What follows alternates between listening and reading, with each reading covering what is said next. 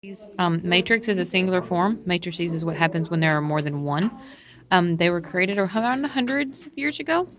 And whenever their trade system was big, and having different languages made it difficult for people to be able to keep straight what someone would do. So instead of, they would have matrices, and then apples would be in one row and grapes would be another, and the total that you got would be there. So let's say country A would give 2 apples and 6 grapes for 18 total, whatever the amount was. In our case, it would be dollars, but company or country B gave 3 apples and 8 grapes for 23, and country C gave 10 apples and no grapes for 15. It became an easier way to keep up with how much money was made or how much goods were traded. So it kept things in order without having to speak the same language. That is the same concept of what happened with the matrices of today.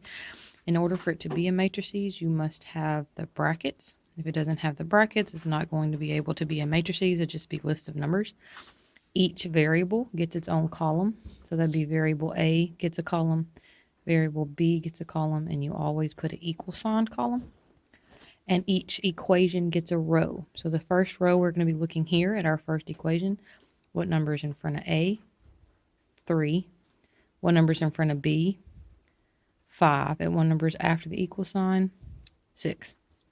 The second equation would get another row. So that would be what number is in front of A? 2.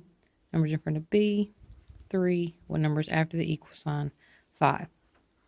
That is your answer.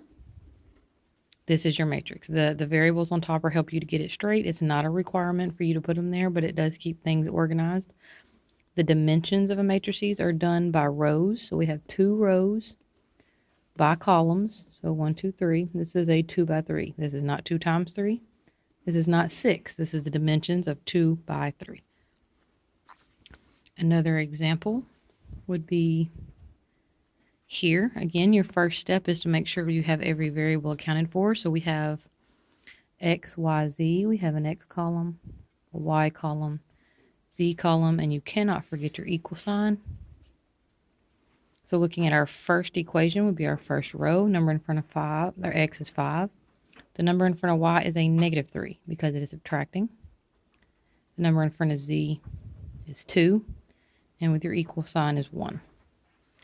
Here, a lot of people want to put 0, but it is there, so therefore it's not 0. If your variable is there with no number or coefficient in front, our understood value is 1.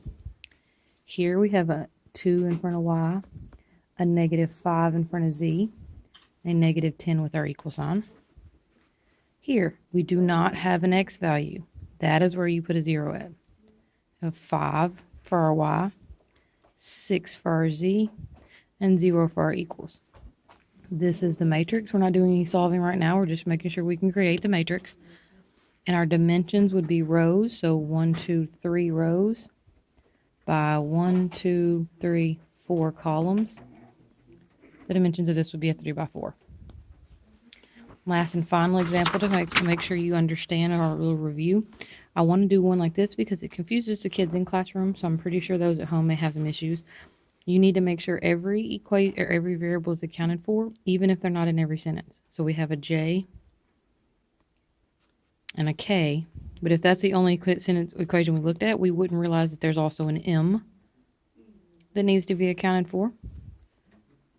So you would make sure you go in order. First equation, what's in front of J? 2. What's in front of K? Negative 3. What's in front of M? There isn't one, so 0. Equal sign, 8. Here, what's in front of J? Nothing, because there is no J. 5 for K, 2 for M, 15 for your equal sign. Last row, there is no J, there is no K. In front of M is negative 6, and your equal sign would be 12. So this would be your matrix right here. Again, I'm not circling the variables, because that isn't a part of it. And this would also be a 3 by 4 for my dimensions.